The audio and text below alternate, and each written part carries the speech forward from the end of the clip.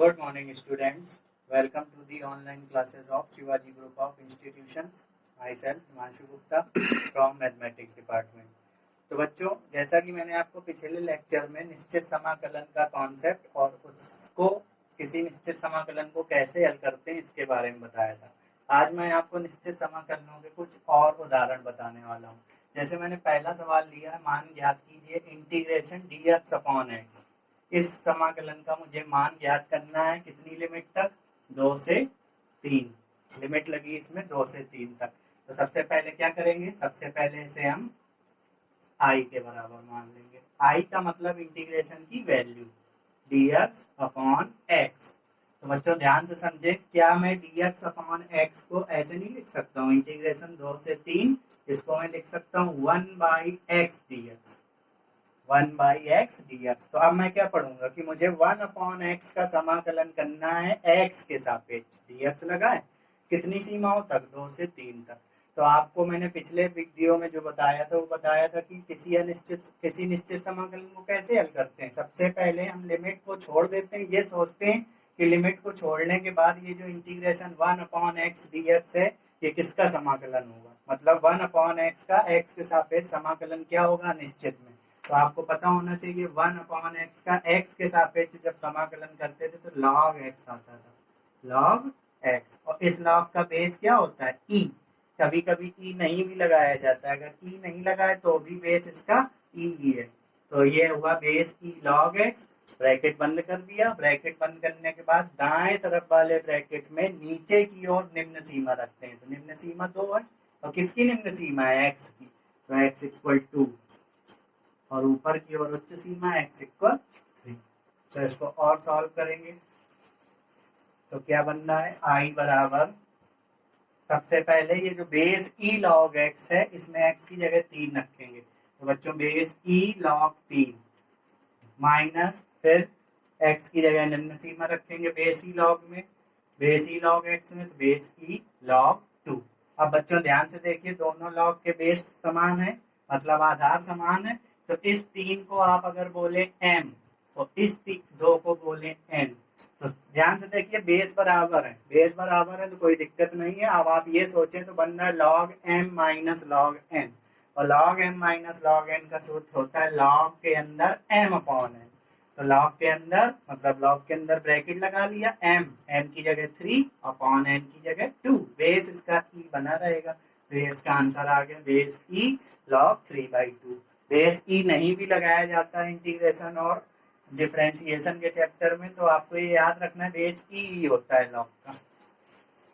आइए अब अगला सवाल लेते हैं। अगला सवाल है उदाहरण 2। अब की बार मुझे मान याद करना है इंटीग्रेशन 1 से 2 x स्क्वायर माइनस 1/x और प्लस 1 dx। अब मुझे इसका मान याद करना है, तो मैंने सवाल ले लिया। सबसे पहले सवाल को i के बराबर, तो माना i बराबर, i का मतलब इंटीग्रेशन का आंसर, i से आपको i का मतलब बस आंसर है, minus 1/x plus 1 into dx। अब ध्यान से देखिए, मुझे इस फलन का x के सापेक्ष समाकलन करना है, लेकिन ध्यान दीजिए इस फलन में 3 पद हैं। देखिए माइनस और प्लस के बीच में कितने पद हैं, 1 2 3, और पूरे ब्रैकेट की पावर कितनी है, 1। अभी तक मैंने जितने भी सवाल बताए थे उसमें से फलन में एक ही पद था, अब कितने फलन है, 3 पद। तो अगर किसी फलन में 1 से ज्यादा पद हो, उस फलन की पूरी घात 1 हो, तो ध्यान से देखिए इस फलन में 3 पद हैं, 1 2 3, और इसकी पूरी घात 1 है। तो क्या करते हैं, अगर बीच में माइनस और प्लस का सिंबल लगा होता है तो इंटीग्रेशन सभी का अलग अलग होता है। तो मैं क्या करूंगा, सभी पदों को अलग अलग लिखूंगा, यानी एक बार लिखूंगा इंटीग्रेशन 1 से 2 x स्क्वायर dx, dx के अंदर गुणा करेंगे, माइनस इसका समाकलन अलग होगा तो 1 से 2 1/x dx प्लस इंटीग्रेशन 1 से 2 1 dx। अब कैसे करेंगे, बस इसको पुराने तरीके से सॉल्व कर लेंगे। तो एक्स स्क्वायर का समाकलन कैसे करेंगे, एक्स स्क्वायर का समाकलन हम लोग करेंगे एक्स की पावर n के सूत्र से, ये n है। एक्स की पावर n का सूत्र कब काम नहीं करता है, जब n की वैल्यू -1 हो। तो इसमें n की जगह -1 तो है नहीं, ये तो 2 है। तो इसमें एक्स स्क्वायर का समाकलन क्या होता है, एक्स की पावर n प्लस 1 घात में 1 जोड़ दो, तो x की घात 2 और प्लस 1 3 अपॉन में 3, ये ब्रैकेट बंद किया और ब्रैकेट बंद करने के बाद निम्न सीमा नीचे तो x इक्वल 1, उच्च सीमा ऊपर x इक्वल 2, चाहे तो यहाँ बड़ा ब्रैकेट भी लगा सकते हैं, माइनस। अब ध्यान से देखिए, अभी मैंने पिछला सवाल बताया था 1 अपॉन एक्स डी एक्स का इंटीग्रेशन क्या होता है, बेस ई लॉग एक्स, बेस ई लॉग एक्स।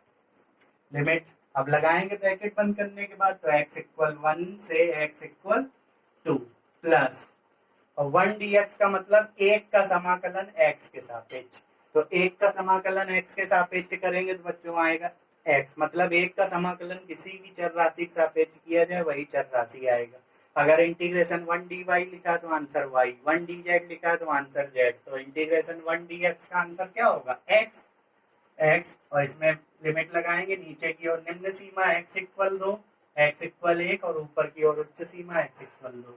अब इसको हल करेंगे, बस इसको हल कर लेंगे तो इसका आंसर आ जाएगा।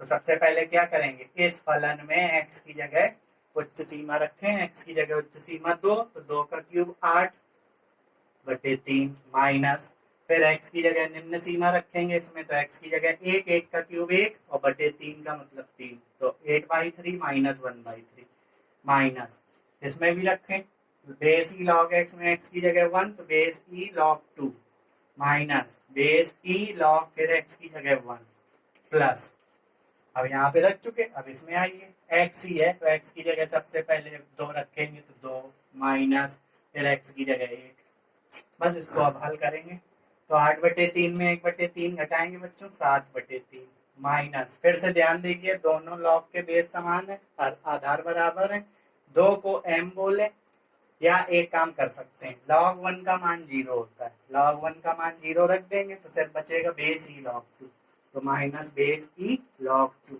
और प्लस 2 में 1 गया 1। अब ध्यान से देखिए ये 7/3 और प्लस का 1, इनको आप लासा लेके जोड़ेंगे तो कितना आएगा 10/3 और माइनस बेस ई log 2, ये इसका आंसर हो गया। निश्चित समाकलन को हल करते समय कभी भी कांस्टेंट का यूज नहीं करते हैं, तो मैं प्लस सी नहीं लगा रहा हूं क्योंकि सारे सवाल निश्चित समाकलन के। अगला सवाल है इंटीग्रेशन 0 से π/2 cos स्क्वायर x dx, इसका मुझे मान ज्ञात करना है, तो मैंने इसको i के बराबर मान लिया। अब ध्यान से देखिए cos square x, sin square x, tan square x और cot स्क्वायर x के सूत्र का समाकलन हम निम्न सूत्रों की मदद से करते हैं। तो cos स्क्वायर x का समाकलन हम किस सूत्र से करते हैं, इसको लिख देते हैं 1 + cos 2x अपॉन 2, यही लिखते हैं। तो आपको ये याद रखना है, तो cos स्क्वायर x का समाकलन करेंगे तो इसकी जगह पहले क्या रखेंगे 1 + cos 2x upon 2 into dx। देखिए अपॉन का 2 कांस्टेंट है, तो अपॉन का 2 कांस्टेंट है तो 2 को बाहर निकाल लें समाकलन के चिन्ह के बाहर, तो ऊपर से 1 नीचे से 2 तो 1/2, और यहाँ से देखिए बीच में प्लस लगा है तो एक पद ये पावर 8 है, तो अलग अलग इंटीग्रेशन करेंगे तो ब्रैकेट लगा दिया 1/2 के बाद, इंटीग्रेशन 0 से π/2 1 dx प्लस इंटीग्रेशन 0 से π/2 cos 2x dx। आइए इसको अब हल करेंगे और हम, तो i बराबर 1/2, 1 dx का मतलब फिर से आप समझ गए होंगे 1 dx का मतलब 1 का समाकलन x के सापेक्ष यानी x, लिमिट कितनी 0 से π/2। अब x इक्वल 0 मैं नहीं लिख रहा हूँ, ऐसा लिखा नहीं जाता है, ऐसे ही लिख देंगे प्लस, वो मैंने शुरुआत में लिख के दिखा दिया था। cos 2x का समाकलन क्या होगा, cos 2x का समाकलन होगा sin 2x अपॉन 2, आप समाकलन पढ़ चुके हैं, बेसिक सब कुछ आपको आता है। तो cos 2x का समाकलन sin 2x/2 और लिमिट लगा देंगे ब्रैकेट बंद करने के बाद 0 से π/2। अब मैं क्या करूंगा, अब इसको मैं हल करूंगा, हल करने के बाद इसका आंसर निकालेंगे।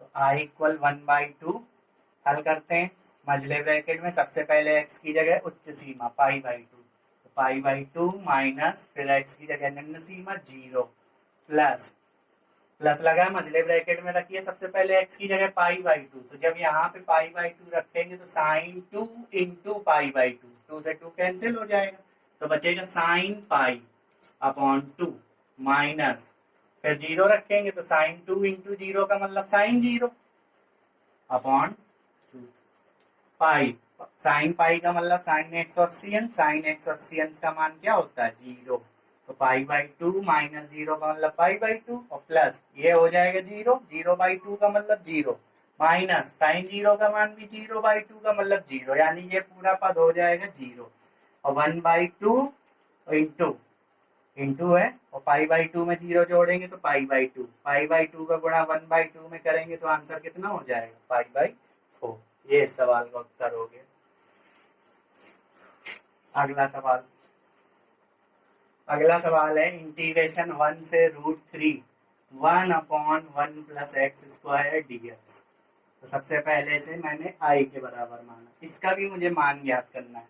ध्यान से देखिए, ये निश्चित समाकलन है, लिमिट लगी है, तो सबसे पहले लिमिट ना देखिए, आप ये सोचिए कि 1 अपॉन 1 प्लस एक्स स्क्वायर का एक्स के सापेक्ष समाकलन क्या होता है, ये आप अनिश्चित में बहुत अच्छे से जानते हैं। तो 1 अपॉन 1 प्लस एक्स स्क्वायर का एक्स के सापेक्ष अनिश्चित समाकलन क्या होता था, tan इनवर्स एक्स। सी नहीं लगाएंगे क्योंकि लिमिट लगी है, तो यही बंद कर दिया ब्रैकेट, नीचे की ओर निम्न सीमा 1, ऊपर की ओर उच्च सीमा √3। ये सीमाएं किसकी हैं, ये सीमाएं एक्स की हैं, तो इसी में रख दें tan इनवर्स एक्स में। तो सबसे पहले tan इनवर्स एक्स की जगह √3 माइनस, फिर tan इनवर्स निम्न सीमा रखेंगे तो 1। अब आपने प्रतिलोम त्रिकोणमिति फलन चैप्टर पढ़ा था, तो tan इनवर्स √3 का मतलब हम सोचते थे tan में कितने अंश का मान √3 होता है, तो tan में 60 अंश का मान √3 होता है, तो इसको लिखेंगे tan इनवर्स tan 60 अंश, 60 अंश को लिखते हैं pi by 3 radian minus tan inverse, अब इसमें भी सोचेंगे tan में कितने अंश का मान 1 होता है, tan में 45 अंश का, तो tan पाई बाई 4। अब ध्यान से देखिए कि tan इनवर्स से tan हट जाएगा तो बचेगा कितना पाई बाई 3, तो I equal pi by 3 minus, यहाँ पर भी हटेगा तो पाई बाई 4। देखिए हर बराबर नहीं है, मुझे चीजों को घटाना है, तो मैं लासा लूंगा कितना, 3 और 4 का लासा 12, तो ऊपर कितना आएगा 4 पाई माइनस 3 पाई, यानी कितना पाई बाई 12। ये इसका आंसर हो गया इस सवाल का। एक और सवाल लेते हैं, -1 से 1 2 की पावर x dx। आप ध्यान से देखें इसमें,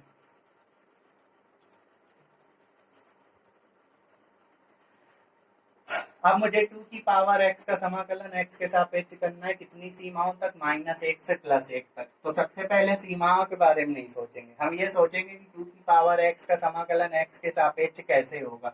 तो ध्यान से देखिए, 2 क्या है, 2 चर है, सॉरी 2 क्या है, अचर है, और x क्या है, चर। कैसे जाने, x के सापेक्ष ही तो समाकलन कर रहे हैं, और 2 एक अचर राशि है, तो इसको आप अगर पढ़ेंगे तो चर, अचर की घात चर। ध्यान से देखिए, 2 अचर है और x के सापेक्ष समाकलन कर रहे हैं, पावर में x है तो इसको बोला चर, तो ये क्या बना, अचर की घात चर, अचर की घात चर। और अचर की घात चर अगर इस तरीके की कोई चीज आती है तो सूत्र लगता है किसका, इंटीग्रेशन a की पावर x dx।